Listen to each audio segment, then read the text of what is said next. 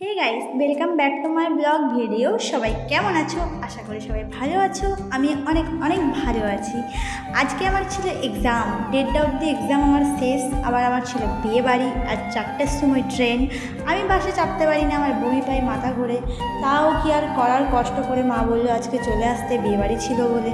বিয়েবাড়িটা আমার ছিল হচ্ছে পানাগড়ে, তাই বাস ধরে চলে এলাম একদম বিয়েবাড়িতে। তারপরে বিয়েবাড়ি এখানে আমরা খেতে বসে গেছি।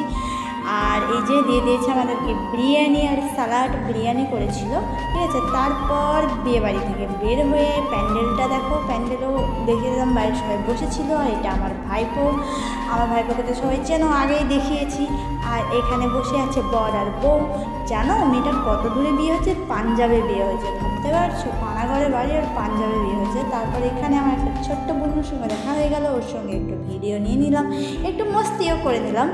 তারপর আমি আমার ভাইপো চলে এলাম বাড়ি, গাড়িতে করে। গাড়িতে আসতে তো সেই মজা লাগছিলো, আমরা খুব মজা করতে করতে এলাম। বাই।